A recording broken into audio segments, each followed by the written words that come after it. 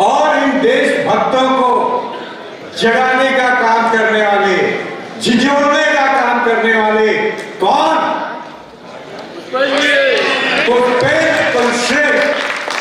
आपके सादर अनुरोध, कृपया मंच पे आए और जो काम गति ने किया है जो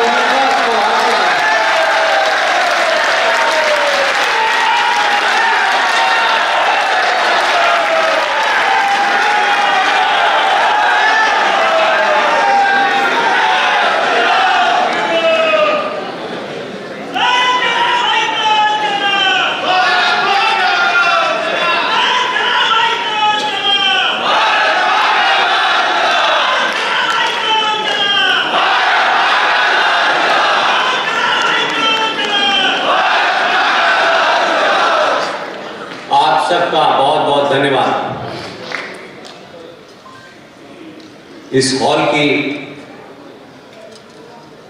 जो लोग भी व्यवस्था देख रहे हैं, मेरी उनसे विनती है, दरखास्त है, मेरे और काशी के लोगों के बीच में अंधेरे की आवश्यकता नहीं है।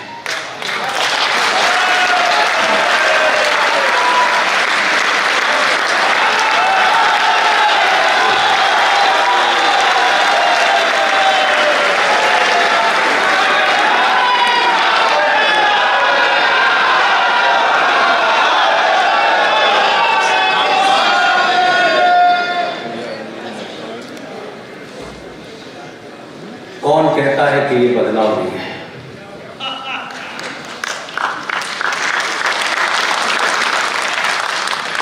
किसको इस बात की चिंता है कि हिंदुस्तान का सनातनी बदल नहीं सकता?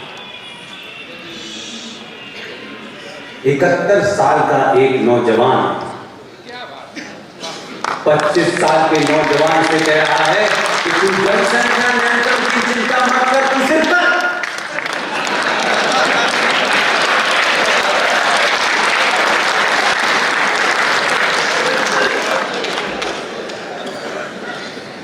और एक गुरु, आप सब लोगों ने पवन गुरु के नाम से जानते हैं। पवन गुरु साहब कह रहे हैं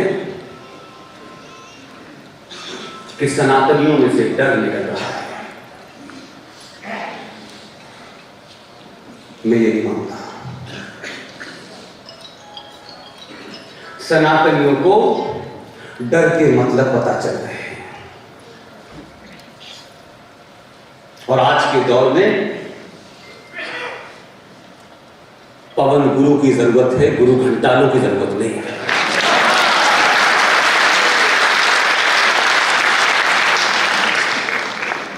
जो दिन में दिल्ली विश्वविद्यालय में पॉलिटिकल साइंस पढ़ाते हैं और गाजियाबाद में एक एकांत जगह में गुरुकुल खोल करके शास्त्र और शास्त्रों की विद्या देते हैं। इसलिए एक लंबे कालखंड के बाद ये जो भक्ति काल था हमारा, जब हमने संकटों से निपटने के लिए भक्ति का सहारा लिया, तमाम लोग आए, चाहे वो सूर हो, मीरा हो, तमाम लोग आए। हर कालखंड में अपने दुश्मनों से लड़ने के लिए आपने रास्ता निकाला, क्योंकि आपके पास उतने ही साधन थे। लेकिन भक्ति काल समाप्त हो चुका है। अब ये काल शक्ति के प्रदर्शन का है। बहुत सारे युद्ध जो दुनिया में लड़े गए, जीडी बख्शी के परिवार में उनके भाई ने 65 का युद्ध लड़ा, खुद जीडी बख्शी साहब ने 71 का युद्ध लड़ा, कर्नल आर.एस. सिंह साहब ने भी युद्ध लड़ा। युद्ध की एक प्रवृत्ति होती है, सरकारें चाहती हैं, सेना चाहती है, प्रधानमंत्री चाहता है, जनरल चाहता है, कर्नल चाहता है। यह देश में पहला युद्ध है जब युद्ध यह चाहता है कि आप उसमें पार्टिसिपेट करें, आपको अपनी भूमिका तय करनी है। जीडी बख्शी साहब ने अपनी भूमिका तय की, पवन जी ने की, कश्मीर में अंकुर शर्मा जी ने की, सुशील पंडित जी ने की, कर्नल आर सिंह साहब ने की, कैप्टन सिकंदर ने की, विष्णु शंकर जैन ने की, और तमाम लोग इस देश में अपनी भूमिका तय कर चुके हैं। किसी ने मुझसे कुछ कहा नहीं, किसी ने उनको बताया नहीं कि आपको क्यों करना है, कब करना है, कैसे करना है। एक बात और भी कही पवन जी ने, 1947 कैसे हुआ, 1947 के बारे में बहुत चर्चा होती है। हम सब में से कोई नहीं था। हम आज 1947 के बाद की बहुत सारी घटनाओं के बारे में बहुत सारे तथ्य देते हैं, उसको बार बार याद करने, उस दौर के लोगों को जिन्होंने अपनी भूमिका का निर्वहन नहीं किया, उनको कोसने से अच्छा है कि आपको इस सदी ने 2021 में एक मौका दिया है कि आप अपनी भूमिका तय करें।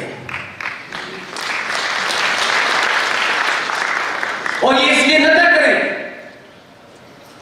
कि आप भारत राष्ट्र पे कोई एहसान करने वाले हैं,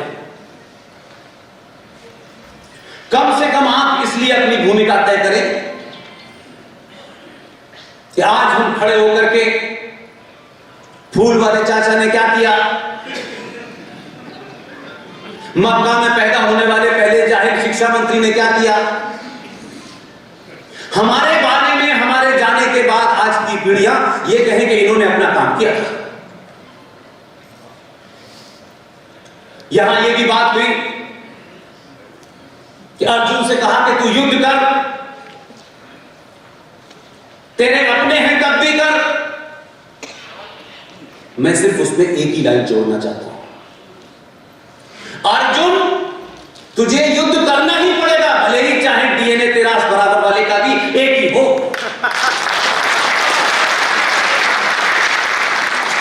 तू हथियार उठा, मार, और इस चिंता में मत परेशान हो कि सामने वाले का डीएनए भी एक है। अगर अपने डीएनए वाले को भी मारना है तो भी तू कर। इसलिए बहुत सारी ताकतें अपने निजी स्वार्थ, निजी एजेंडे के लिए काम करती हैं। इस देश में बहुत सारे लोग ये कहते हैं कि 2014 पैदा हुआ। मैं कहता हूं 2014 पहले इसलिए पैदा हुआ कि आपने 700-800 साल के बाद यादव ठाकुर ब्राह्मण बनिया होने के अलावा सिर्फ 2014 से पहले अपने आप को सनातनी हिंदू समझा।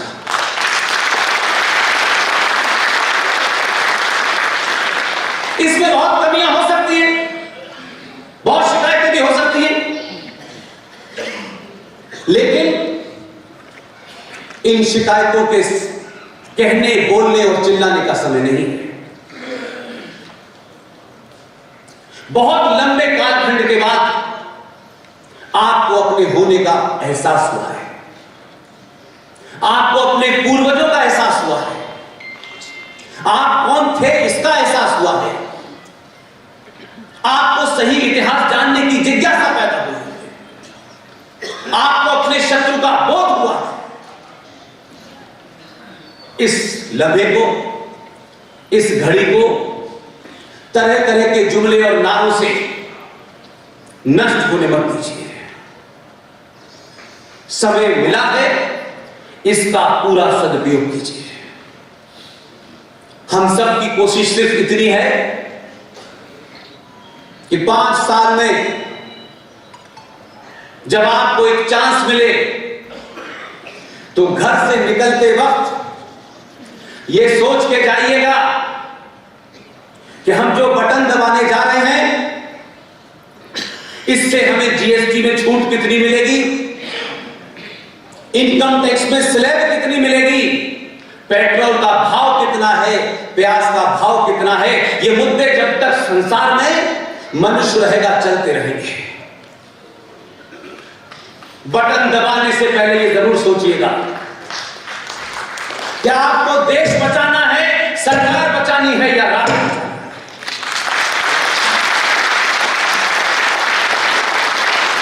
हम बहुत सुनते हैं इस बात को, व्यक्ति से बड़ा संगठन, संगठन से बड़ा देश, देश से भी बड़ा राष्ट्र होता है। व्यक्ति बहुत से आएंगे, चले जाएंगे, चले गए। ऐसा नहीं है कि जो अभी आया वो जाएगा नहीं, लेकिन उसे अपनी मर्जी से नहीं आने दिया है तो अपनी मर्जी से जाने भी नहीं देंगे। इसलिए कोई ये कहे कि हम झोला लेके चले जाएंगे,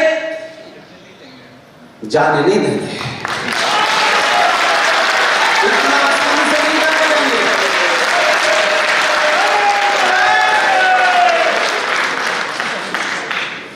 और ये बात तथ्यों पे कह रहा हूं।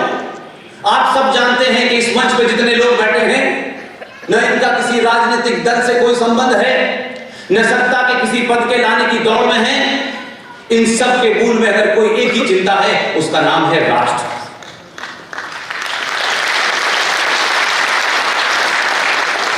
बहुत सारे युवा यहां बैठे हुए हैं।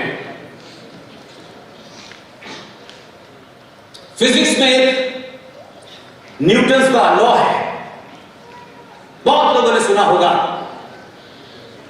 यहां इलाहाबाद विश्वविद्यालय से मेरी बहन मंजू तिवारी भी आई हुई है, या मुंबई से गोविंद शाह भी यहां आए हुए हैं, या कटक से शंभुनाथ शाह भी आए हुए हैं। कौन सी ऐसी वजह है कि मुंबई से बड़े बड़े धनाढ्य लोग जो सेकंडों में करोड़ों रुपया कमाते हैं, सब कुछ छोड़ करके आपके सभागार में खामोशी से बैठे हैं? हमारे भाषण से उन्हें कुछ मिलने वाला नहीं है। कोई बात जरूर है, कोई आग जरूर है जो उनके अंदर लगी हुई है, इसलिए वो आपके बीच में आए। आपके बीच में पहली बार विष्णु शंकर जैन को आपने सुना होगा। बहुत लोग ये पूछते हैं कि आपकी इस मुहिम का मतलब क्या है, आप चाहते क्या हैं, आपका एजेंडा क्या है, लक्ष्य क्या है? हम सबका लक्ष्य एक ही है कि मैं अपने चाहने से यहां नहीं खड़ा हूं। हम सब ने, और खासतौर से मैं अपने बारे में कह सकता हूं कि जो मैंने लिया है वो मुझे आगे बढ़ाना है। आपके मंच पे दो बुजुर्ग बैठे हैं, कर्नल आर सिंह साहब, मेजर जनरल जी.डी. बख्शी और प्रोफेसर पवन सिन्हा। आज आपको पता चला होगा कि मुझे किसने बिगाड़ा है।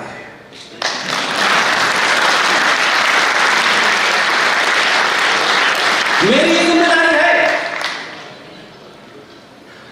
कि मैं इस किस्म के मंचों से जब मेरी आवाज धीरे पड़ने लगे, उससे पहले 1 करोड़ विष्णु शंकर, 1 करोड़ जी.डी. बख्शी, 1 करोड़ आर सिंह, सुशील पंडित, अंकुर शर्मा इस समाज में पैदा करें।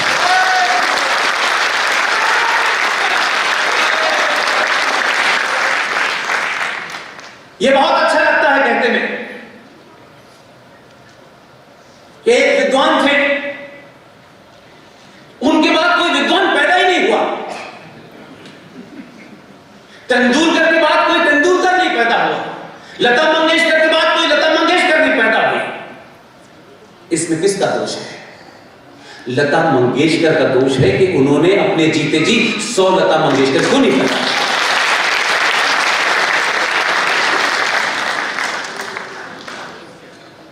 यहां यह भी कहा गया, टॉलरेंस की बात बताई गई। हम शब्दों को अपने मन मुताबिक न समझें। सहनशीलता और कायरता में जमीन आसमान का फर्क होता है। इसलिए एक बात उस रेफरेंस में कह करके, एक मां जो दुनिया की सबसे बड़ी सच्चाई है, उसमें कोई डिबेट नहीं हो सकती। उसे एक शब्द में अगर आप, एक वर्ड में अगर आप परिभाषित करें तो दुनिया की सबसे बड़ी सच्चाई है मां। और वो जो मां जब बच्चा आंखें खोल के थोड़ा देखने लगता है, जिस भी पुरुष की तरफ उंगली उठा के कह देती है ये तेरा बाप है, बच्चा कभी प्रमाण पत्र नहीं मांगता। इसे विश्वास, इसका एक संदर्भ है। जिस भारत माता की जय के हम नारे लगाते हैं, जिसे आप कहते हैं ये 15 अगस्त 1947 को आजाद हुई, लाखों 11 से 20 लाख लोगों के हत्या के बाद ये 15 अगस्त 1947 आपको देखने को मिली। उस लहूलुहान भारत माता के सीने पर कुछ दलाल और चाटुकार बैठ गए। जब वो मां ये बताना चाहती थी कि तुम्हारा असली पिता कौन है, उन्होंने शोर मचा के कहा नहीं नहीं नहीं, ये नहीं है, ये है चरखे वाला।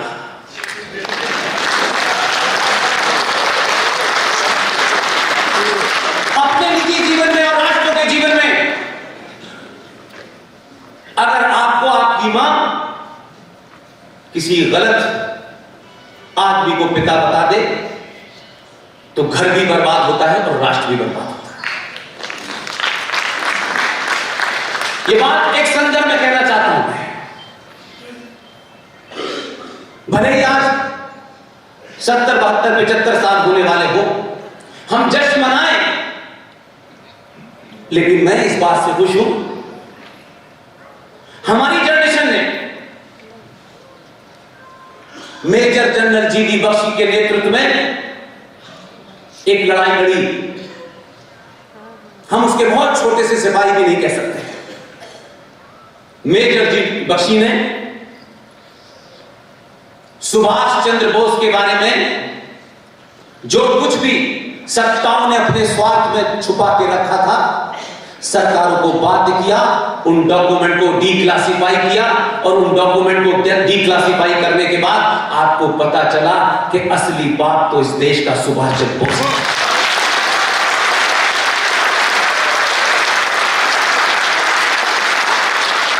और जब आपको बात का पता चल गया तो आप बदल गए।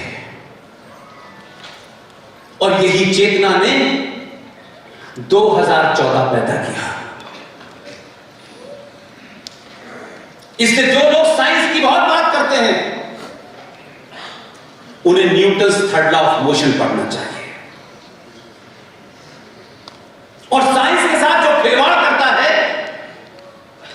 वो 1400 साल पहले ऊंट की पीठ पे खड़े होकर खजूरी तो होते बस।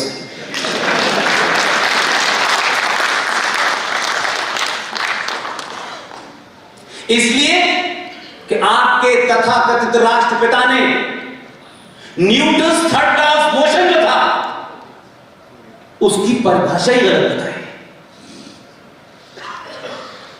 फिजिक्स का Newton's third law of motion कहता है every action there must be equal and opposite reaction. उन्होंने कहा कोई एक गाल पे चाटा मारे तो दूसरा आगे कर देना। वो न्यूटन्स थर्ड लॉ के खिलाफ चले गए। स्थिति इतनी जबरदस्त बदली कि 2014 में ऐसा चुना आपने जो Newton's third law of motion को कहता है एक साथ दोनों गालों पे मारो।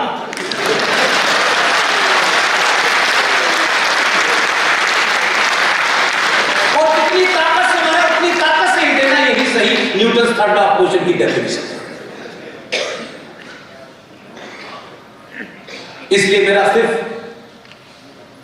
इस बात से कभी मत घबराइएगा कि हमारा डीएनए क्या है।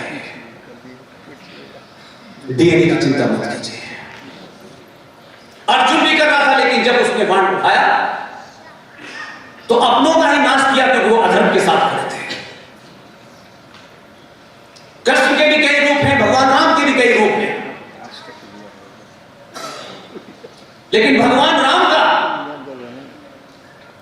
जो एक रूप है, जो मैं देखता हूं पार्कों में, बड़े बड़े पंडालों में, भावनाओं से भरे हुए, ऐसी कथा, भगवान राम जंगल से जा रहे थे, उनके पैर में कांटा लगा और मां सीता ने उसको निकाला।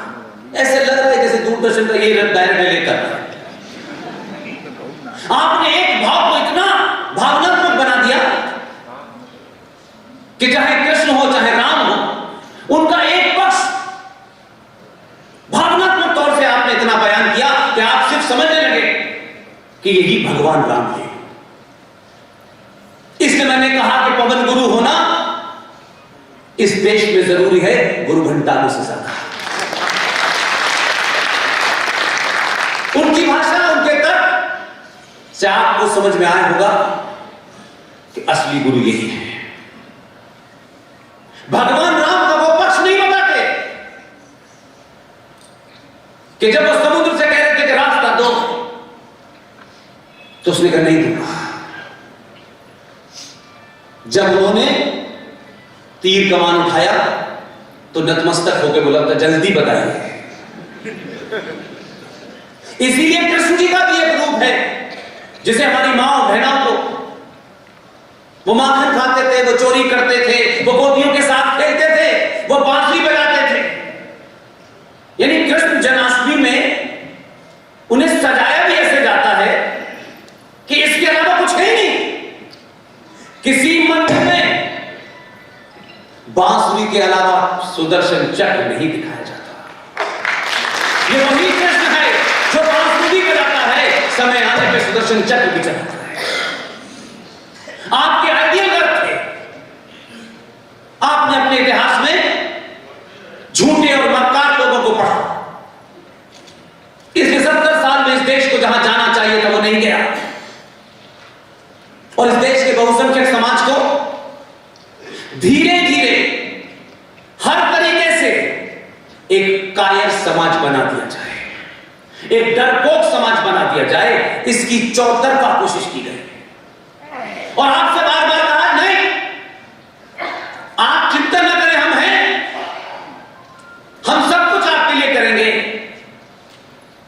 आपकी स्थिति ये करती है। एक कहानी है जो मेरी बहन ने मुझे सुनाई थी। एक सौतेली मां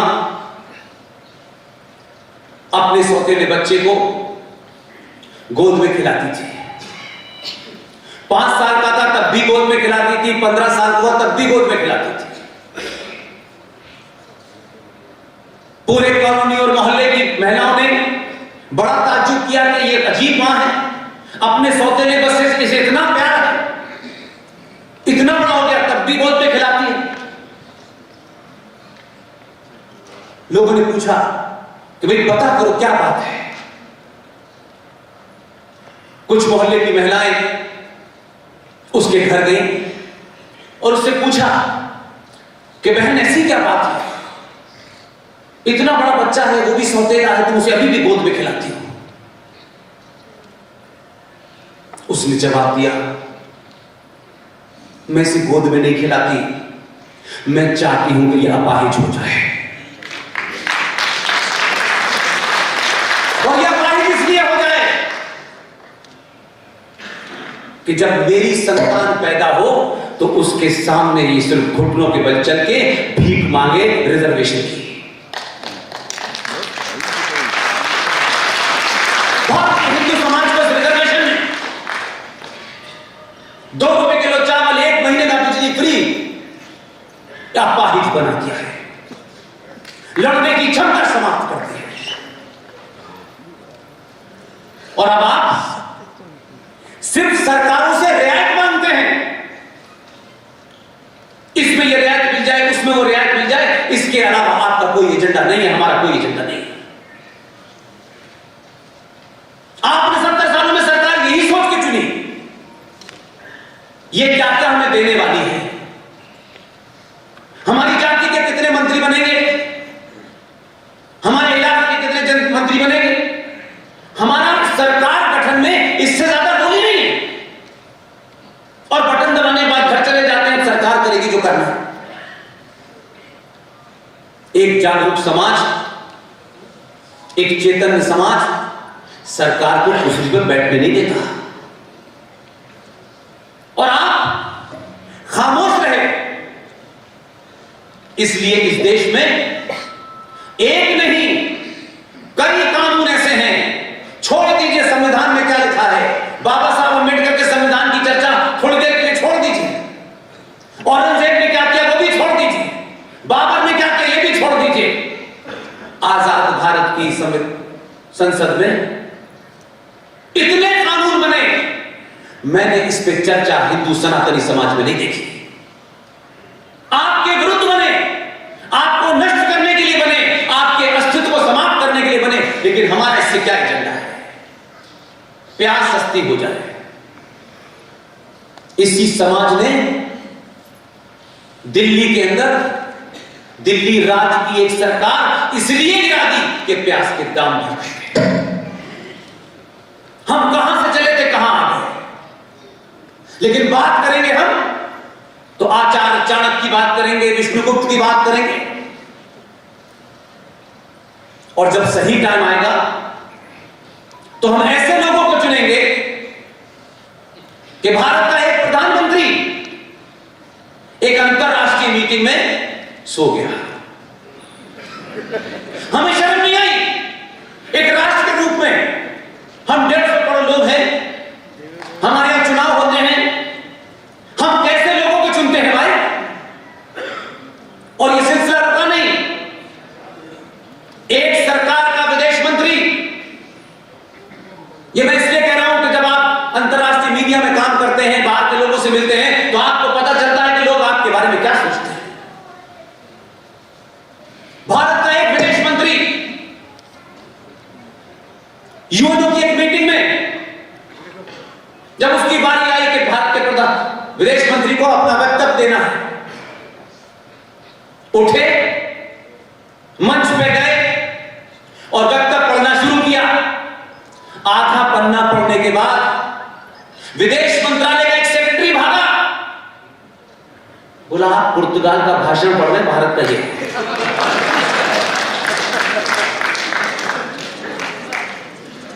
आपको दुनिया क्या समझती थी, आपने दुनिया को ज्ञान दिया, जीरो दिया, सब कुछ आपने दिया, और कहां आया। आप समझते हैं वोट किसी को भी दे दो, लड़की देने से पहले 1000 तरीके के गोत्रों का मिलान करते हैं, देश देने से पहले 1 मिनट नहीं सोचते, 1 मिनट किसी को भी दे देते।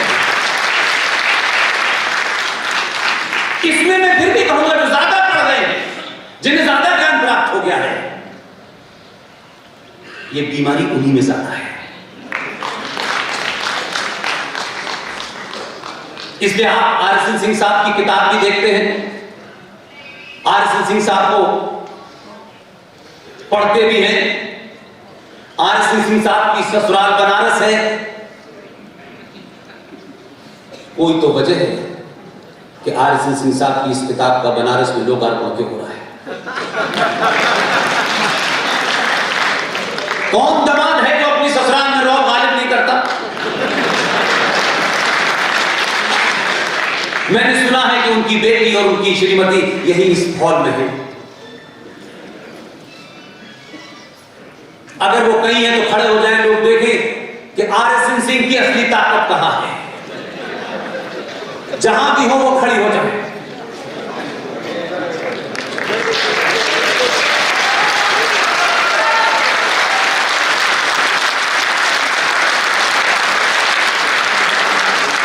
इसलिए अगर घर में शांति रहेगी तो देश में अशांति फैलाने में मजा आएगा, क्योंकि ये युद्ध है और युद्ध चुपचाप नहीं लड़े जाते हैं। जयघोष होता है और उसके बाद जिसके हाथ में जो होता है वो लड़ता है। इसलिए अपने नैरेटिव को ठीक कीजिए। आप में से किसी को हथियार उठाने की आवश्यकता नहीं है। हथियार उठाने के लिए बहुत बड़े लोग हैं, बहुत सारी सेना है। हर बार युद्ध हम कभी ऐसा नहीं हुआ कि इन 4 युद्धों की जिनकी बात जनरल बख्शी साहब ने की है, कभी हम बॉर्डर पे नहीं हारे। देश के अंदर दलालों के कारण हारे। हमने समझौते किए, जीती हुई बाजी को हार में बदल दिया हमने, क्योंकि हमें रघुपत राघव राजा राम, पति के पावन राम, अल्लाह ईश्वर तेरो नाम, सबको सम्मति दे भगवान। बुद्धि उसी की भ्रष्ट हुई थी। जो हमारा भजन है, जो हमारा असली भजन है, अपने स्वार्थ में उसमें अल्लाह को घुसड़ दिया। अल्लाह की घुसना नहीं चाहता, लेकिन हमने आओ तुम भी आओ उस्मान भाई, ये बीमारी हमें है। हमें अच्छा दिखना है, कोई माने या न माने। घर से निकलेंगे लोग क्या कहेंगे, ये कपड़े कैसे पहने लोग क्या सोचेंगे, तिलक लगा के जा रहे हो तुम्हारे बारे में क्या सोचेंगे। बदलाव देखिए।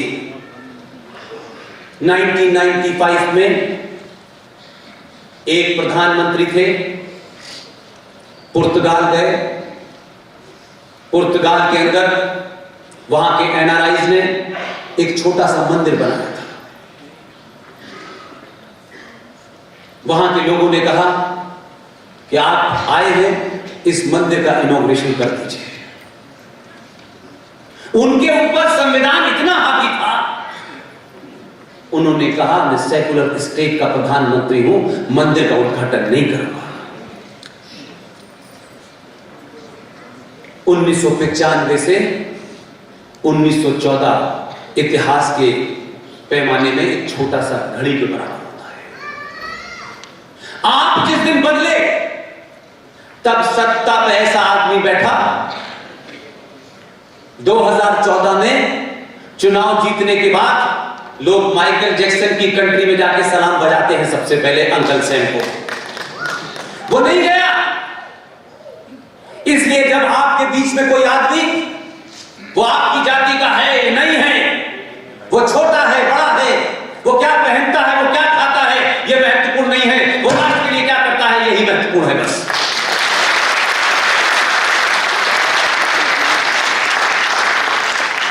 नेपाल के पशुपतिनाथ मंदिर में भारत का प्रधानमंत्री अंदर जाता है, बाहर निकल के आता है तो यह पहचानना मुश्किल होता है कि यह भारत का प्रधानमंत्री है या इस मंदिर का पुजारी है। वो तिलक भी लगाया था, गमछा भी डाले था, रुद्राक्ष भी डाले था। उसने चिंता नहीं कही कि लोग क्या कहेंगे। तुम्हें जो सोचना है सोचना, मैं अपनी पहचान तुम्हारे लिए नहीं बदलूंगा। ये छोटी बात नहीं है। उसकी आस्थाएं वो निजी हैं। वो प्रधानमंत्री कार्यालय में बैठेगा तो उसको कार्य दूसरा करना होगा, तब उसकी कोई पहचान नहीं है। और ये सिलसिला मैं अपने जीवन में 25-26 साल के पत्रकारिता के कैरियर में 4-5 लोकसभा चुनाव मैंने देखे। लोग अपने घर में बैठ करके चाहते हैं कि बदलाव हो जाए, नहीं होता। सड़क पर निकलने से पता चलता है कि बदलाव क्या होता है। मैंने कभी नहीं देखा। 5-5 लोकसभा चुनाव मैंने गुजर गए, वही मुद्दे, वही बातें, वही घोषणा पत्र, वही स्टाइल, वही एजेंडा। इस संचार क्रांति ने आपको बदला, इसलिए कुछ सिलसिला ऐसा चल पड़ा है कि कुछ लोगों ने 2014 में कहा ये जीत गया है, इसलिए कि एंटी इनकम्बेंसी हो सकता है। लोग नाराज हो गए हो मनमोहन सिंह से कि वो ज्यादा अच्छे कार्य कर रहे थे। लेकिन आपने पूरी दुनिया को मैसेज दिया है, इसलिए मैं बता रहा हूं कि जीडी बख्शी साहब जो तालिबान की बातें कर रहे हैं और जो तालिबान के के रिश्तेदार इस देश में रहते हैं, उन सबको साफ हो गया है कि सनातनी हिंदू 2014 में जो कमी रह गई थी वो 2019 में पूरी कर देता है। इसलिए आप 800 साल के बाद आप ये चाहते हैं कि 10 साल के अंदर सब कुछ हो जाए। ये नहीं हो सकता। प्रधानमंत्री इसलिए बदलता है कि आप बदले हैं, आप अपने स्वार्थों से ऊपर उठे हैं। इसलिए सत्ता पर बैठने वाले को बोध है, उसको पता है हम एक छोटा सा 504 लोगों का परिवार चलाते हैं तो हमारी जान सूख जाती है। करोड़ों अंदर करोड़ों बाहर, हजारों ऐसी बातें जो सार्वजनिक मंचों से देश का प्रधानमंत्री नहीं कह सकता। वो ये नहीं कह सकता कि हमने 25 साल से जहाज नहीं खरीदा है, हम लड़ाई नहीं लड़ सकते, ये वो नहीं कह सकता। इसलिए उसके आने के बाद मैं सिर्फ जिन मुद्दों से मैं आरएसएन जीडी और मेरे जैसे तमाम 10-15 लोग इस देश में जो दिन रात यही काम कर रहे हैं। अगर 71 साल का आदमी बनारस में ऐसा लग रहा था जीडी बख्शी साहब के बोलने से कि 71 की वॉशिंग हो गई है, हर बात में ऐसा लगता था कि एक गोला बाहर निकला। ये आज के युवाओं के लिए प्रेरणा की बात है कि आपके बुजुर्ग 25 साल के से कह रहे हैं करो। लिहाजा मैं मानता हूं कि 2019 आपने पैदा किया तो दुनिया को पहली बार एहसास हुआ कि ये इंडिया नहीं है, ये भारत है। ये वो भारत है जिसे दुनिया आपको देखती है, जिससे पूरी दुनिया में आपकी यश पताका फैली हुई है, पूरी दुनिया में आपका गुणगान होता है। इसीलिए दुनिया के लोग आपके यहां आए। इसीलिए उनका ही कहना है, वही कहते हैं, उन्हीं के अखबार कहते हैं, उन्हीं के लोग कहते हैं कि जो इस्लामिक आतंकवाद है जो 1400 साल पहले मक्का से चला था, अगर इससे कोई डिसाइसिव लड़ाई लड़ सकता है उस देश का नाम भारत है।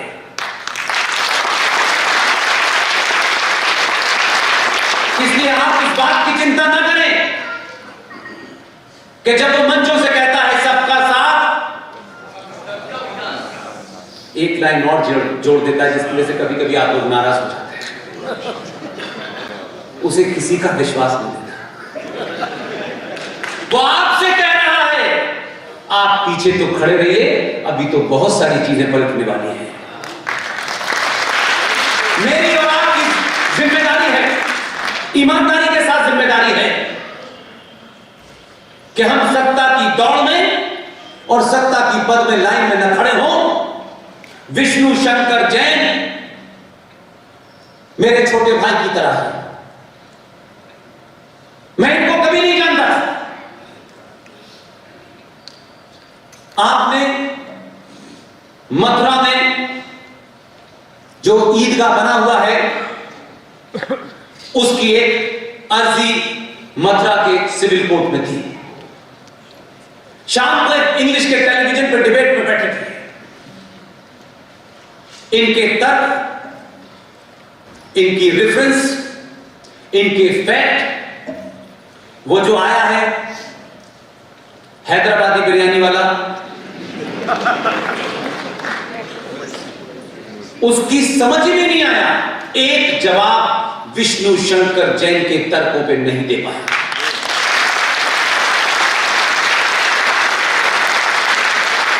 एक और है, बॉम्बे में सर पे बाल नहीं है, दाढ़ी पे लंबे बाल है, नीचे लिखा जाता है इस्लामिक स्कॉलर। कभी आपने किसी हिंदू सरगमन के नीचे लिखा देखा है हिंदू स्कॉलर है? वहां पैदाइशी इस्लामिक स्कॉलर होते हैं, जरूरत ही नहीं पड़ती। उस दिन मैंने फोन किया, वो सब हमारे पुराने दोस्त हैं। मैंने कहा विष्णु शंकर जैन का फोन चाहिए, नंबर। मैंने कोई काम नहीं किया, न मेरी हैसियत न मेरी ताकत। मैंने विष्णु शंकर जैन को जितने मेरे पास अच्छे शब्द हो सकते थे सब कहे। इनके मनोबल को बढ़ाया। मेरी हैसियत इतनी भी नहीं है कि मैं इनको चाय पिलाऊं। मैंने कहा आप पीछे मत हटिएगा, हम आपके साथ खड़े हैं। आप सब यहां जब इस तादाद में आते हैं तो आपकी तालियां, आपकी मौजूदगी हमारे अंदर 50 सभाएं करने की ताकत भर देती है।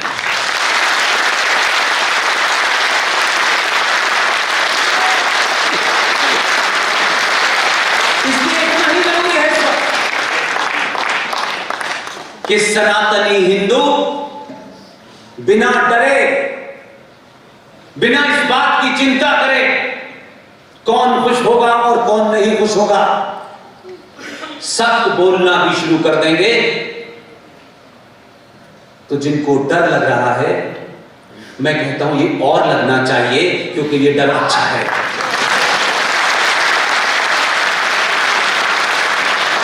आपको कुछ नई बात नहीं कहनी है। बदलाव की बहुत लोग बात करते हैं, जरा पलट के देखें। खुद अभी पवन सिन्हा ने कहा इस देश में, खबरें बता रहा हूं, देश का लीडिंग न्यूज़पेपर नाम नहीं लेकर के उसकी पब्लिसिटी नहीं करना चाहता, उसके फ्रंट पेज पर एक साधु का कैरिकेचर छपता है और नीचे लिखा जाता है a religious Guru rape in worship place. इतनी छोटी सी खबर थी। खबर पढ़ने के बाद साधु नहीं था, मस्जिद में मौलवी साहब का नाम भी था और रेप भी था। यह नैरेटिव था इस देश के अंदर। मुसलमान शब्द इस देश में बोलने से लोग डरते थे और हिंदू को गाली देना, सनातन को गाली देना इस देश में सेकुलरिज्म था। जीडी बख्शी साहब चैनलों पे 3-3, 4-4 घंटे ऐसे नहीं बैठते। ये उस जगह को खाली नहीं छोड़ते कि जिहादी आके बैठे। और उनको भी पता है कि जब तक जीडी और आरएसएन टेलीविजन पर बैठे हैं हमारी दाल गलने वाली नहीं है। उसका असर यह हो रहा है कि भारत में हिंदी मीडिया जो सिर्फ सरकारों की चापलूसी करता था, विज्ञापन कितने मिलेंगे इसलिए एक ही पन्ने पर 2 प्रतिबंधियों को एक साथ टिका देता था। इंग्लिश मीडिया का no no no no no no. आज की डेट में देश का अंग्रेजी का सबसे नंबर 1 चैनल सिर्फ एक आदमी ने तय किया कि मैं अपने एजेंडे से नहीं हटूंगा, चाहे मेरा चैनल को कम विज्ञापन मिले। यह एक्सपेरिमेंट हुआ। उस एक्सपेरिमेंट का नाम है रिपब्लिक भारत।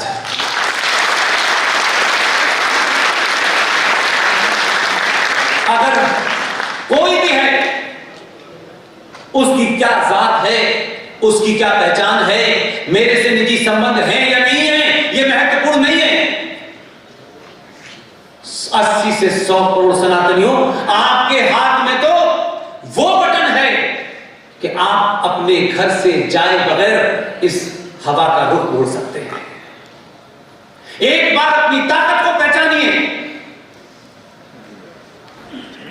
महाराष्ट्र की सरकार में जिस तरीके का जघन्य अपराध किया गया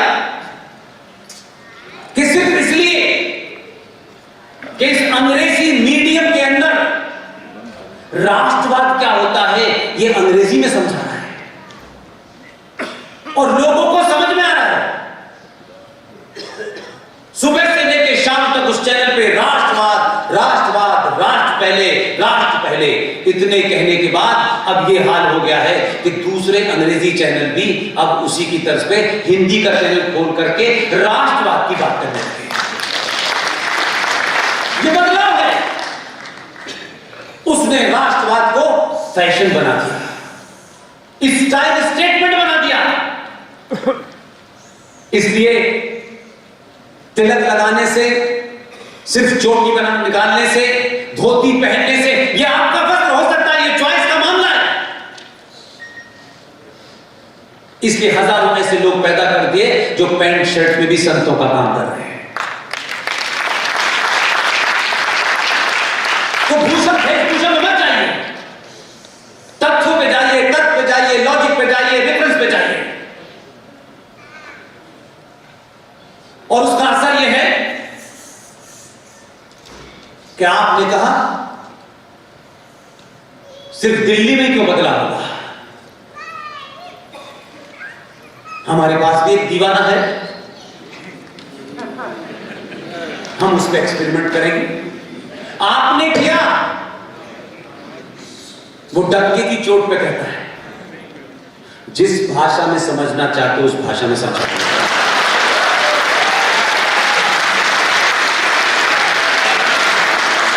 बहुत लोगों ने पूछा कि कितनी भाषाएं जानता है ये। मैंने कहा जरा बोल के देखो, उसी भाषा में देखा चलो।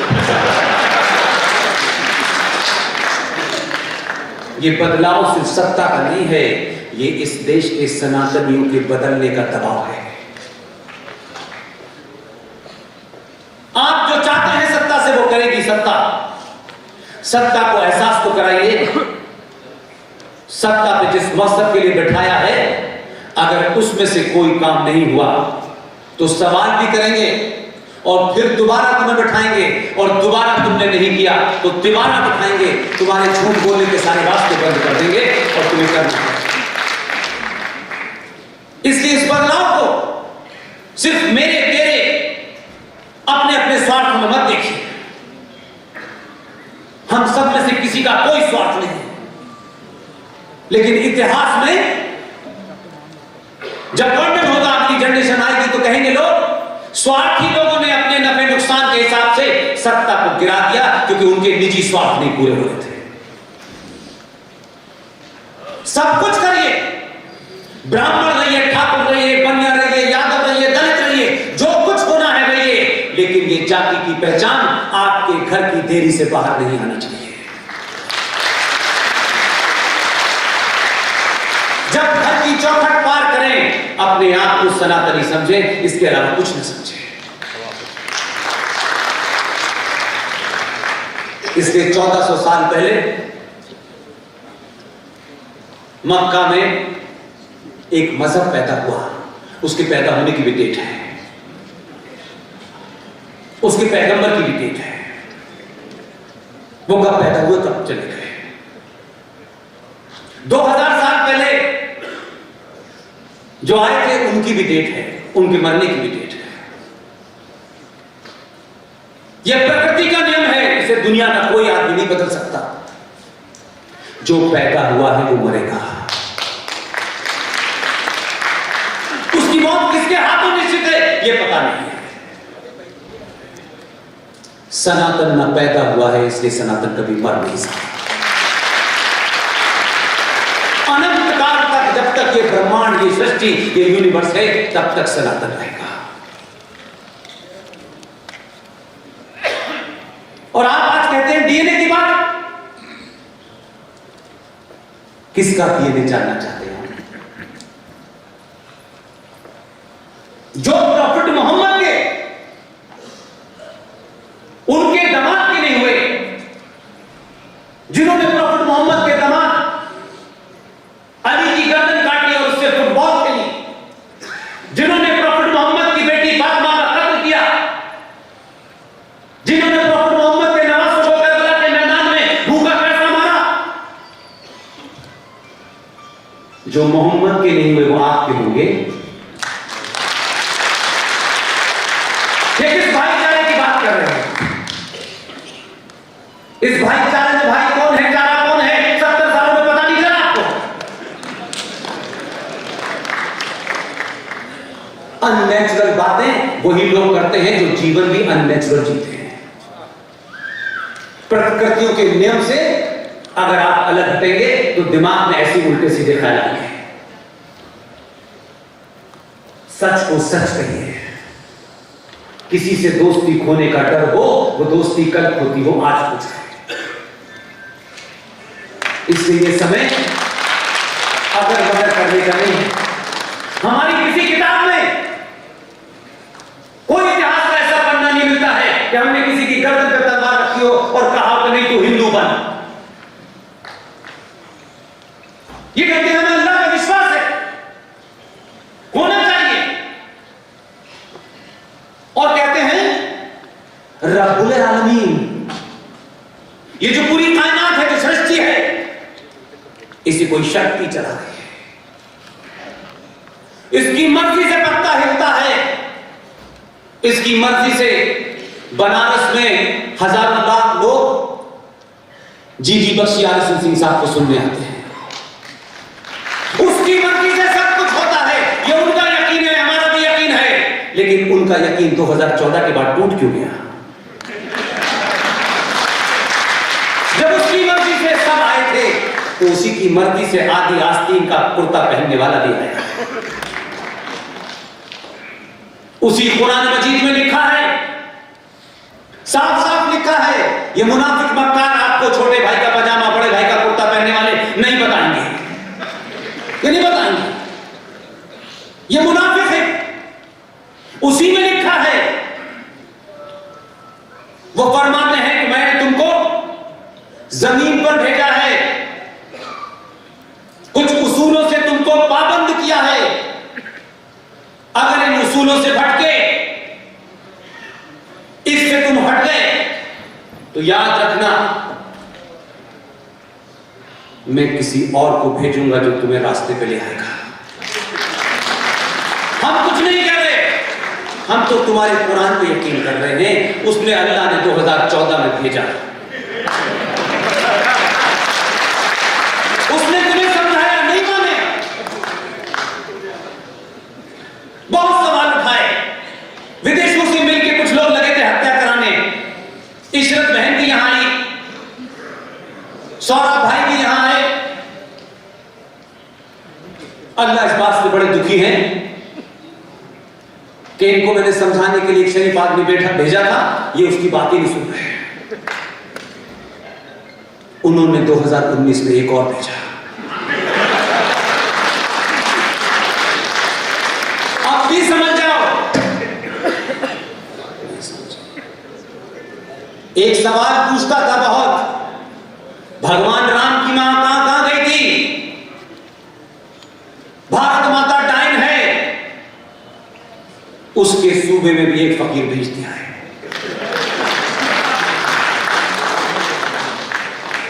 इसलिए सत्ताओं के बदलने से पहले समाज का परिवर्तन जरूरी है। और आज पूरी ताकत लगी हुई है, ये दोबारा से ना आ जाएगा। ये समय किसी अगर मगर का नहीं है। मैं फिर कह रहा हूं, कोई राजनीतिक दल से संबंध नहीं है, इसलिए कि लगता है कि इस हालात में सिर्फ यही हमारे लिए आखिरी बात है। इसको उठाने के बाद फिर सवाल खड़े करिएगा, अपनी कुछ शिकायतें करते रहिएगा। शिकायतों का सिलसिला जब तक रहेगा जब तक सृष्टि पे मनुष्य रहेगा। बेटे को भी बाप से शिकायत होती है, बेटे को मां से शिकायत होती है, लेकिन शिकायत से मां और बाप को बदला नहीं जा सकता।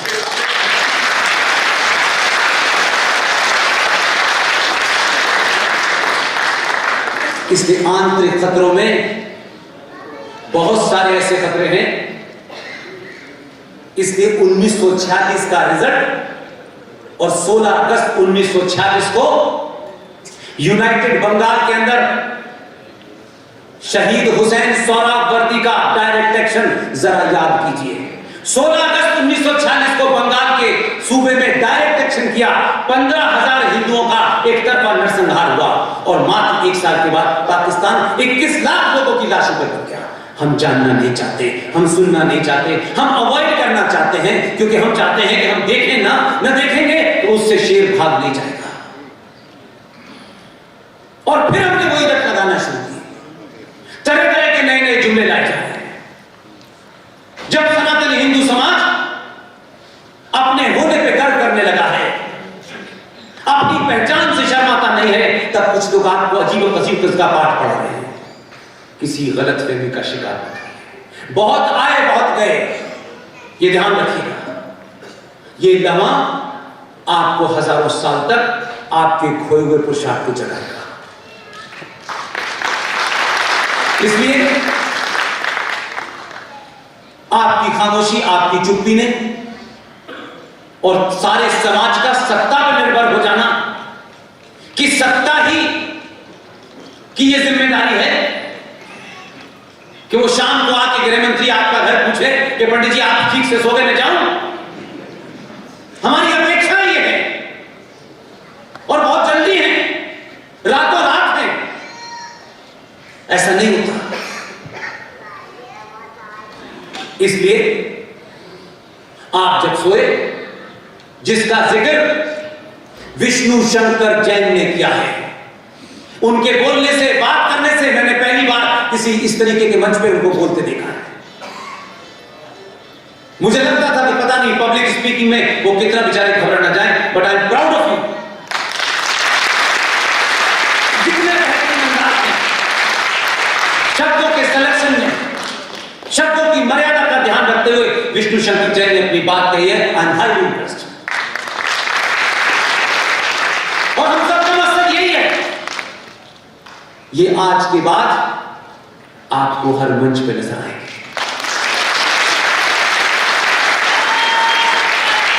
इनको सत्ता नहीं, सरकार से राज्यसभा की सीट नहीं चाहिए,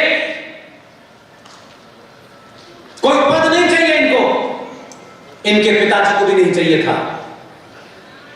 और यही हम कह रहे हैं, ताकत अपने अंदर पैदा करो कि सत्ता तुम्हारी चौखट पे आके हर बार ये पूछे कि मुझे बताओ क्या करना है। ये सत्ताओं के पीछे भागना बंद कर दीजिए, अपनी शक्ति को पहचानिए।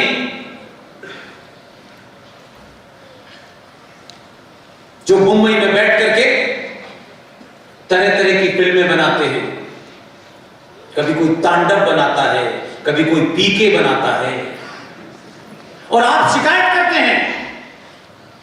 आप अपनी शक्ति को पहचानिए माय डियर, आपको शिकायत करने की आवश्यकता नहीं है। सामूहिक तौर पर फैसला लें। बाहुबली जैसी फिल्में देखेंगे, बाकी देखेंगे नहीं, जो हमें अपने इतिहास का बोध कराती है, हमारे अंदर शौक पैदा करती है। भारत की महिलाएं, मेरी मां बहनें, जिस दिन ये तय कर लेंगी कि कुछ सालों के लिए सोना नहीं पहनना है, सिर्फ लोहा पहनना है, सब ठीक हो जाएगा।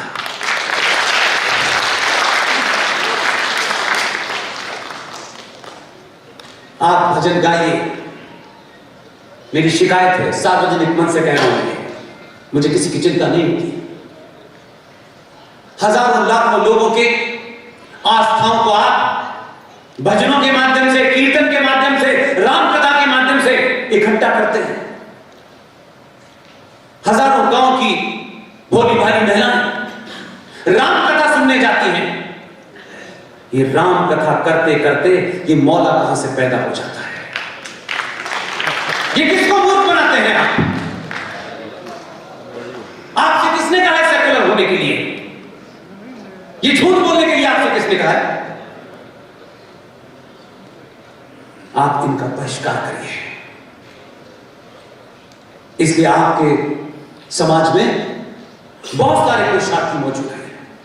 आपने चाहा तो ये 10, 15, 20 जो है करोड़ों में तब्दील हो जाएंगे। इसलिए आप जय श्री राम का नारा उस वक्त तक न लगाएं जब तक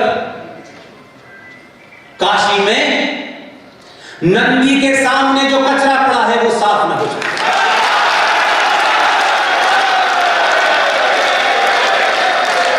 जगह जगह चौराहे चौराहे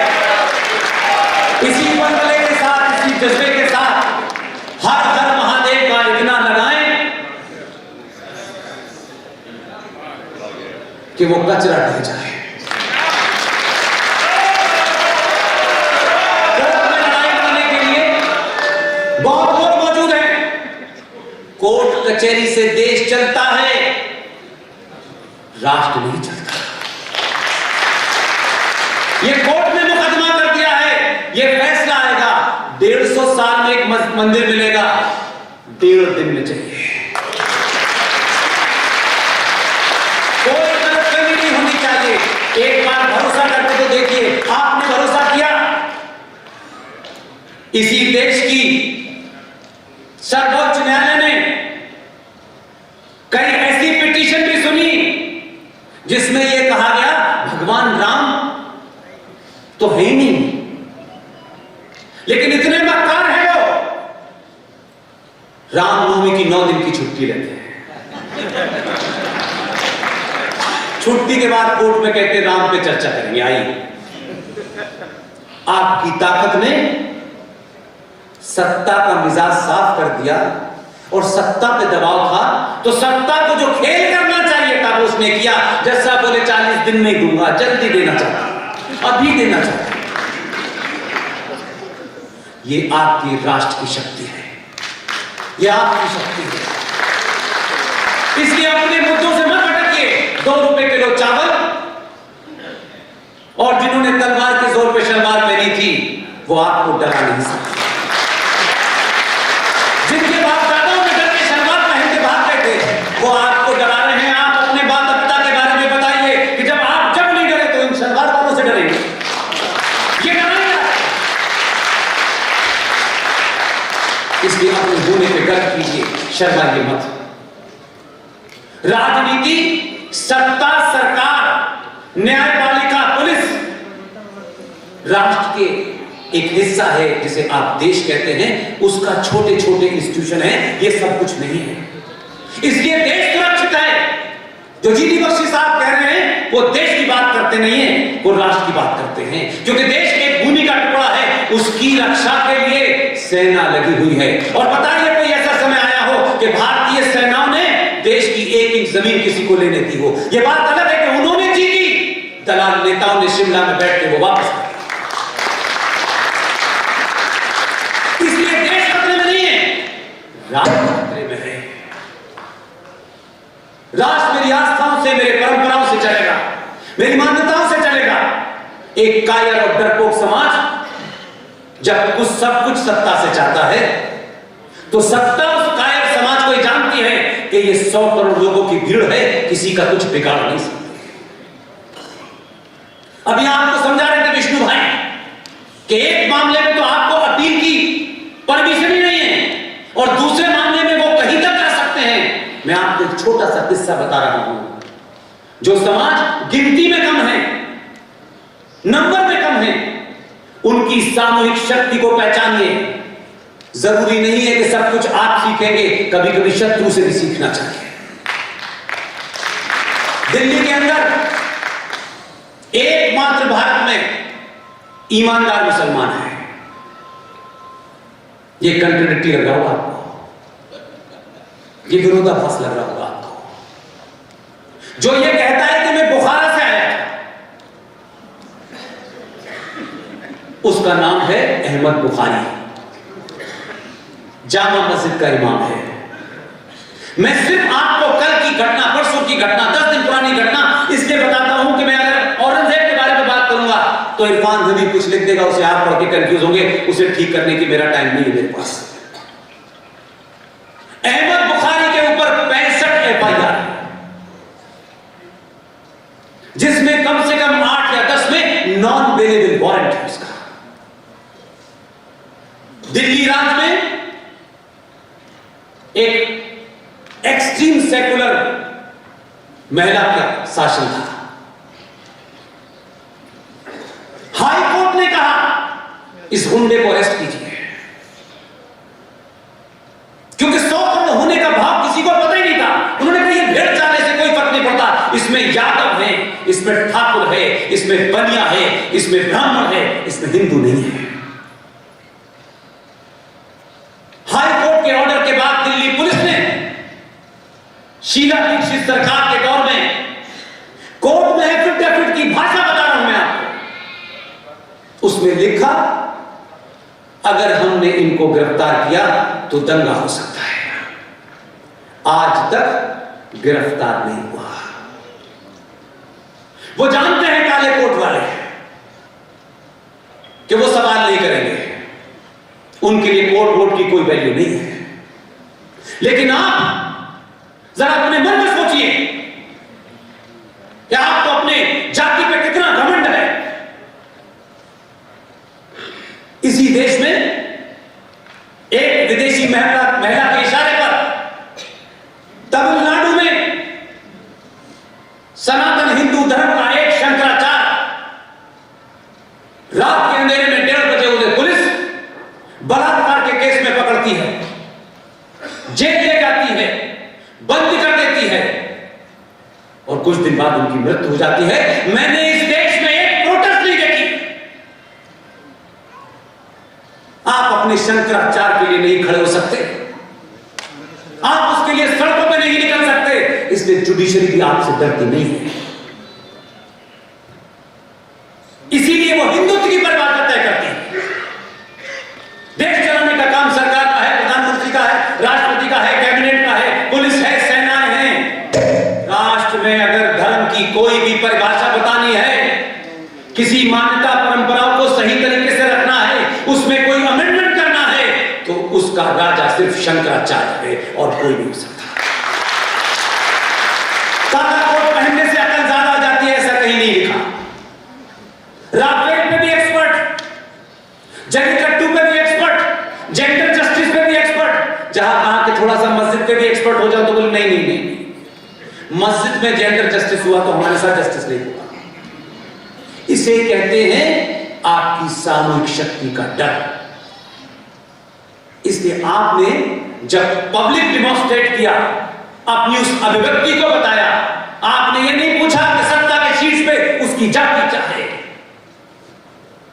बार बार लोग कहते हैं हिंदू इंटॉलरेंट हो गया, इंटॉलरेंट हो गया, और ये कहते हैं आप अपोलोजिस्टिक हो जाते हैं। लोग नहीं समझ पाए, किसी ने नहीं समझा। विदेश के एक सबसे बड़े अखबार में लिखा, उसने उस सरल भाषा में लिखा, आप पढ़ते नहीं हैं, बाहर कौन सा फैशन है ये तो पता है आपको। उसने लिखा 2014 में पहली बार भारतीय सरकार बनी है। वो आपसे ज्यादा आपके बारे में जानता है,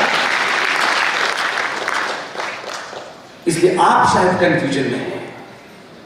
वो ऐसा था, वैसा था, ये था, वो था, और यही दबाव, ये सिलसिला इस देश में चल पड़ा है। जो भी ताकतें वो कितनी मजबूत हैं मैं नहीं जानता, लेकिन फिर भी उनकी गिनती 2, 3, 4 करोड़ होगी, 100 करोड़ नहीं है।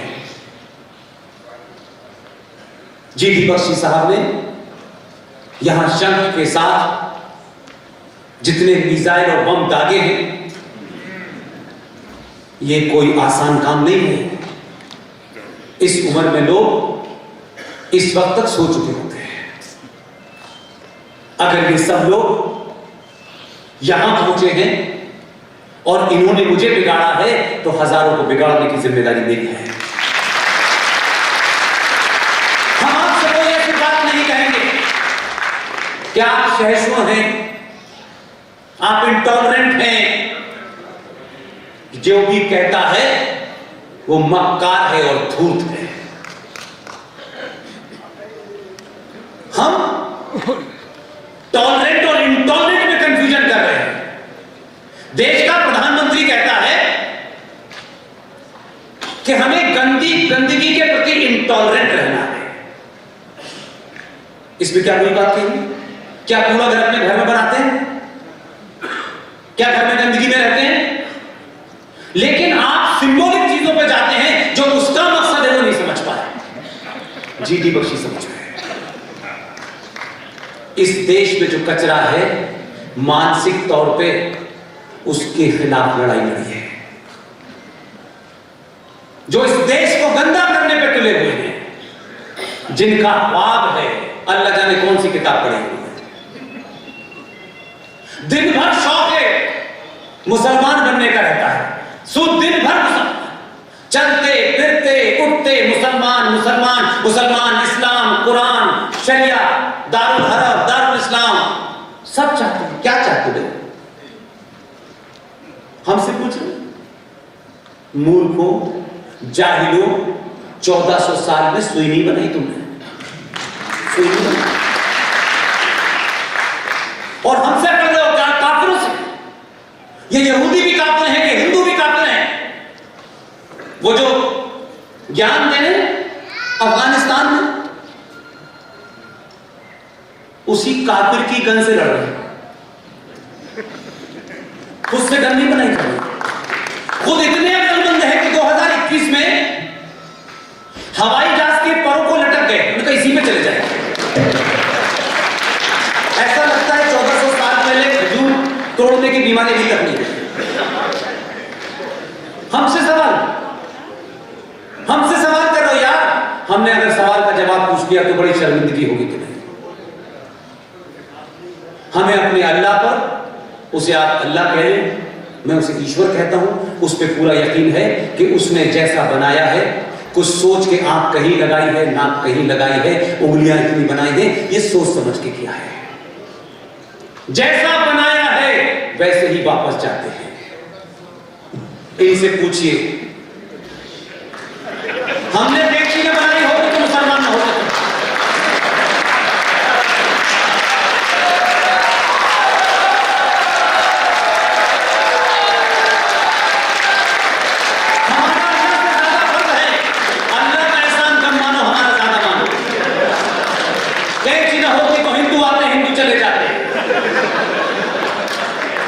हमें मार रहे हो, हमें तलवार से डरा रहे हो।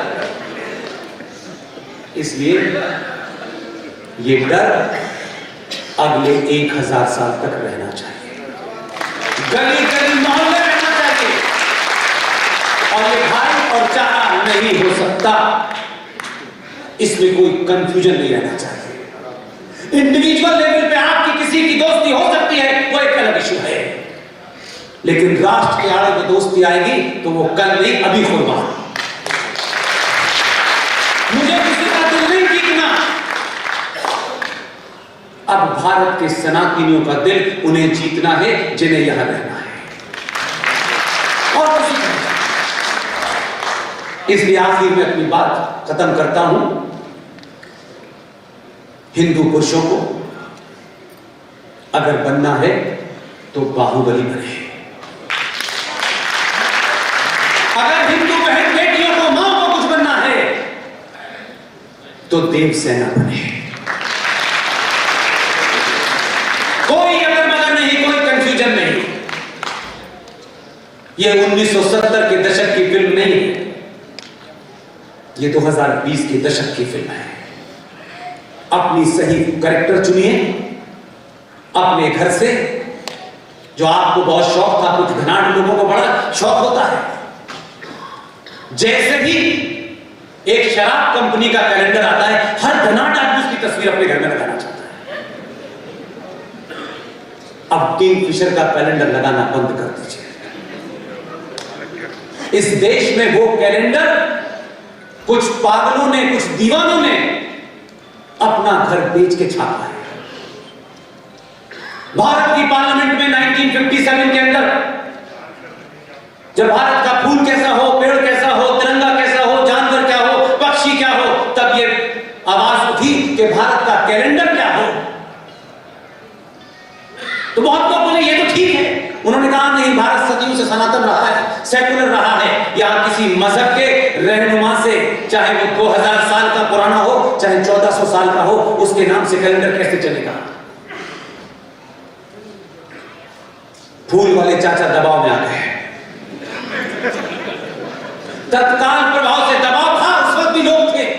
उस दबाव में तत्कालिक तौर के ऊपर एक कैलेंडर सुधार समिति बनाई गई। यह बात मैं इसलिए बता रहा हूं कि ऐसा नहीं है कि आपके पीछे माजी में पार्लियामेंट में आपके बहादुर लोग नहीं थे, आपने उनको चुना नहीं, क्योंकि मां ने गलत पिता बता दिया था। बाकायदा बहस हुई,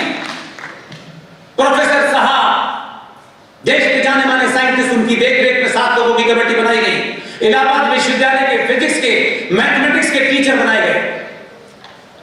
महाराष्ट्र के एक अखबार केसरी के संपादक को उसका सदस्य बनाया गया और कहा कि आप इसके ऊपर रिपोर्ट दीजिए। 1 महीने में उन्होंने अपनी रिपोर्ट दी और यह कहा कि भारत का कैलेंडर सत्य सनातन से होना चाहिए, सत्य संपत से होना चाहिए। कुछ लोग उठ गए टोपी वाले, यह कैसे हो सकता है?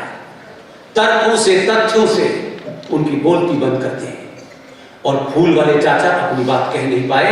इतना दबाव बनाया तर्कों के साथ कि भारत के दोनों सदनों ने पूर्ण बहुमत से भारत के सरकारी कैलेंडर को इस बात की इजाजत दी कि जो भी कैलेंडर अब से भारत सरकार छापेगी वो सत्य संवत से होगा। आप सोते रहे, आपने सवाल नहीं पूछा, इसलिए मैंने कहा कि आपकी जिंदगी में 2 रुपए किलो चावल और बिजली का बिल माफ हो जाना ही सब कुछ था। कुछ दीवानों ने सब कुछ छोड़ के ये काम किया। कैलेंडर छप के आ गया, रिजर्व बैंक इंडिया को कागज दिया, रिजर्व बैंक इंडिया ने सारी चीजें मांगी। उन्होंने कहा ये हमें पता नहीं। हमने कहा ये संसद का पास किया हुआ कानून है, इसकी खिलाफवर्जी आपको जेल में डाल देगी, ये किसी सरकार के ऑफिस में नहीं हुआ है। उन्होंने सारे रिकॉर्ड निकाले, देश में सर्कुलेशन जारी कर दिया सारे बैंक को कि अब से जो भी चेक अगर सत्य संवत की डेट का होगा आपको एक्सेप्ट करना पड़ेगा, अपने कंप्यूटर में इसकी डेट बदल लीजिए, नहीं तो जेल जाना पड़ेगा। लेकिन आप कहते हैं कि कहने से क्या होता है। मैं बताता हूं कहने से क्या होता है। सरकार कब मानेगी नहीं मानेगी मुझे नहीं पता। मैं इस इंतजार नहीं करता कि ये बात कहा है तो सरकार कब मानेगी, इसके लिए धरना देकर आपने काम कर दिया। तथ्यों पे आप बात कर रहे हैं, आपका अपना कोई निजी उसमें स्वार्थ नहीं है, तो आप एक काम तो कर सकते हैं कि 2020 में जो संचार क्रांति है इसका फायदा उठाएं। अपनी बात को चौराहे चौराहे, गली गली जोर से बोले, तथ्यों के साथ बोले, शालीन भाषा में बोले। बोलना शुरू किया, करते रहे। इस बोलने का फर्क आपको इसलिए बताता हूं कि अगर आप 100 करोड़ लोग भी हैं तो एक बार 100 करोड़ लोग मिलके एक बार तय कर लें कि या तो शाम के 10 बजे या सुबह के 10 बजे या शाम के 10 बजे। लता मंगेशकर की आवाज में, वीर रस में जो वंदे मातरम गाया गया है, अब उसका एक बार सार्वजनिक मंचों से उसका उद्घोष हुआ। और ये बात बोलते बोलते मुझे 4-5 साल हो गए, पूरी टीम को हो गए। आपकी आवाज सुनी जाती है अगर आपका उसमें निजी स्वार्थ नहीं है तो। देश के प्रधानमंत्री ने खिलाड़ियों को चिट्ठी लिखी है, उस चिट्ठी पे सत्य संवत की डेट पड़ी है। इतनी अपनी सामूहिक शक्ति को पहचानिए, अपने स्वार्थों से ऊपर उठिए। कई सौ सालों के बाद मौका मिला है, इसे जाने मत दीजिएगा।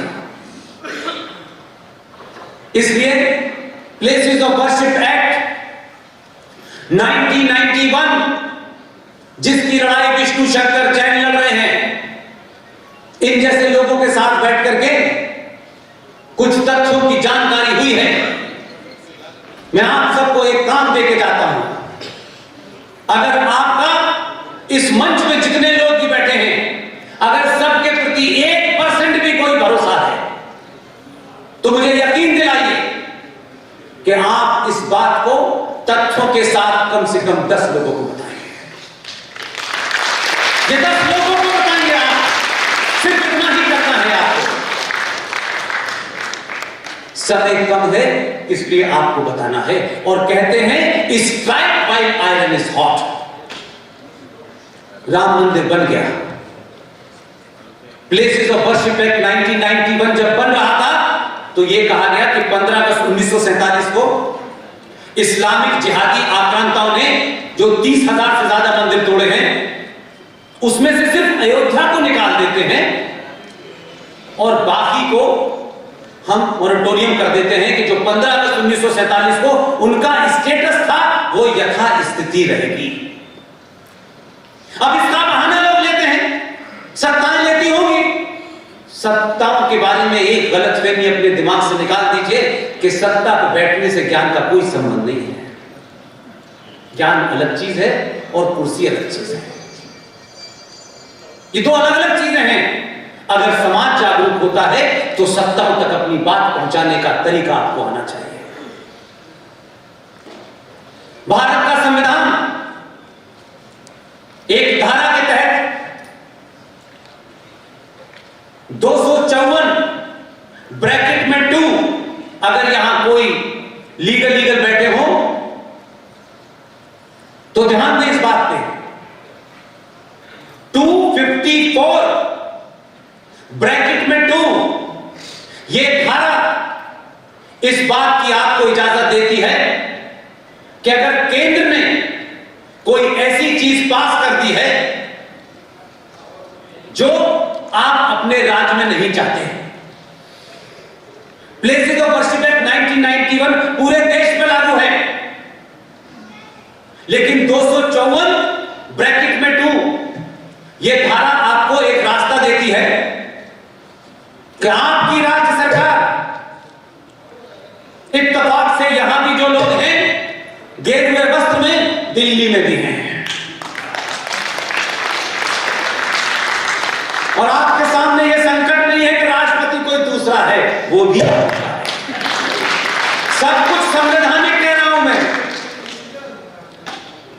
आप उत्तर प्रदेश में चुनाव की घोषणा होने से पहले इतना शोर मचाइए और राज्य सरकार से कहिए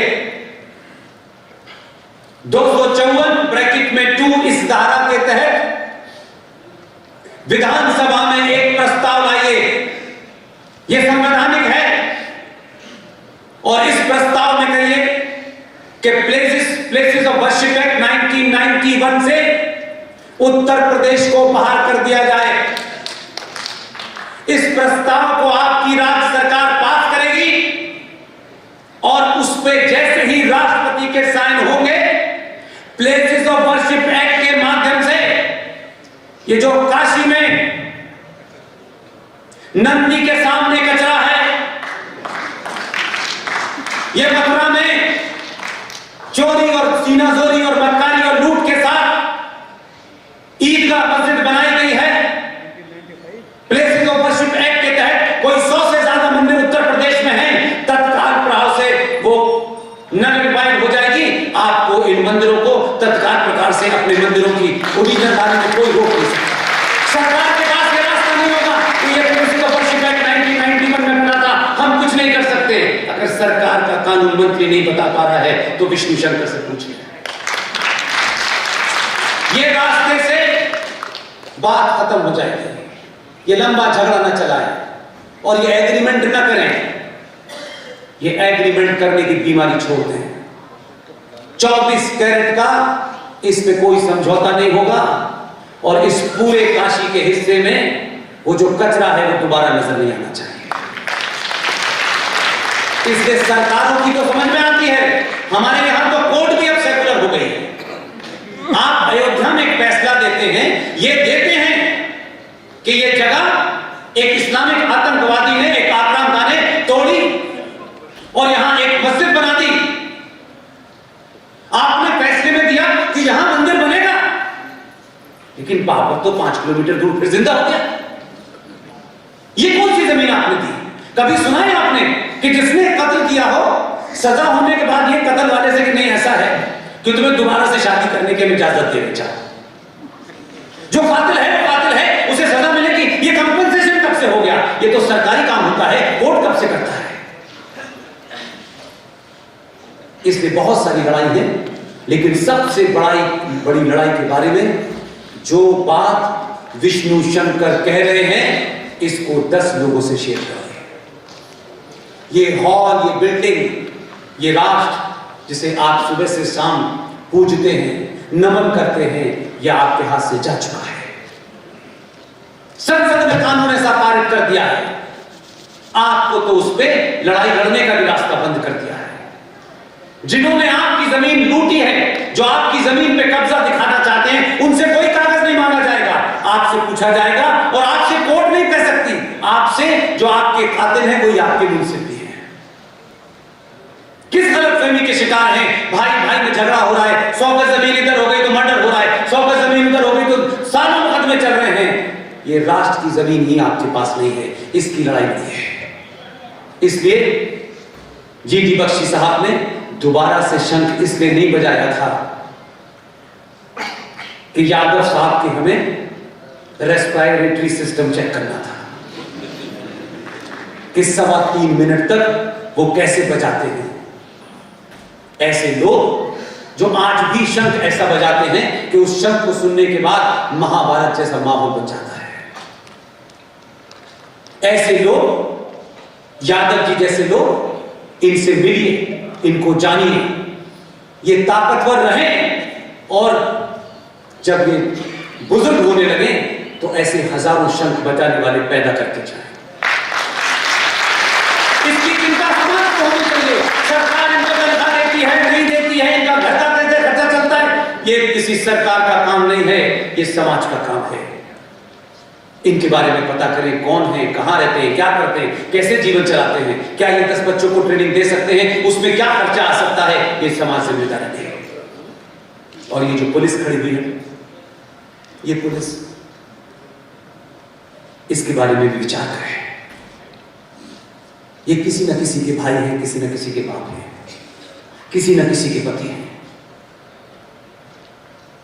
जो इस देश में हो रहा है, जो गली गली हो रहा है, जो कश्मीर में हो रहा है, जो केरल में हो रहा है, जो बंगाल में हो रहा है, सनातनी और जिहादियों के बीच में एक ही दीवार है जो ये वर्दी पहने हुए हैं। जो मोदी के पत्थर को आज तक मारना चाहते हैं, ये दीवार बनकर उसको रोक रहे हैं। आपकी जिम्मेदारी है। सरकार ने इनकी तनख्वाह कितनी बढ़ाई, सरकार ने इन्हें क्या दिया, ये सरकार को छोड़ दीजिए। 100 करोड़ सनातनी ये सोचें, ये पुलिस हमारी रक्षा के लिए है। इन पे उठने वाली गोली जो हमारे सीने तक आएगी, वो इनके सीने पे लगती है। ये सरकार के तौर पे किसी गोली से मारे गए, आपने कहा 50 सरकार ने 2000 कंपनसेशन दिया और चले गए। नहीं, इस समाज की जिम्मेदारी है कि वर्दी के अंदर जो सनातनी है वो मजबूत दिखे। सरकार क्या करेगी, नहीं करेगी, आप अगर जरा जरा सा भी सोच लेंगे, इनकी हिम्मत इतनी मजबूत होगी कि दलाल और जिहादी बंदूक इधर नहीं चलाएगा। इसलिए इनका भी आपको जिम्मेदार और इनकी जगह नहीं है। बॉर्डर से जब कोई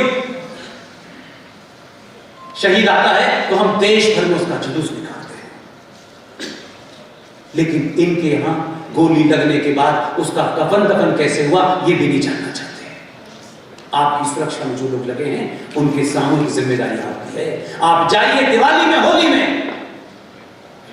जो 24-24 घंटे ड्यूटी करते हैं, कभी इनके घर जाके भी मिठाई दे आइए, क्योंकि डीएम साहब के आपको इतना बड़ा पटोरा ले जाते हैं, क्योंकि जितना बड़ा देना होता है उतनी बड़ा नीचे कागज पे काम लगा होता है।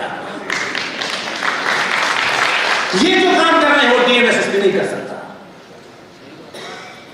आपने हम सबको सुना, धैर्य के साथ सुना। ट्रस्ट इंडिया फाउंडेशन के बनारस के जितने भी लोग हैं जिन्होंने इस प्रोग्राम को इस मुकाम तक पहुंचाने के लिए पिछले 2 महीने से मेहनत की है, वो और उनके तमाम दोस्त और तमाम सारे लोग जिन्होंने आज इतनी बड़ी सभा बनारस में बुलाई, इतने वृद्ध लोग, इतने प्रबुद्ध लोग, इतने ज्ञानी लोगों के बीच में हमारी बात रखने का मौका दिया।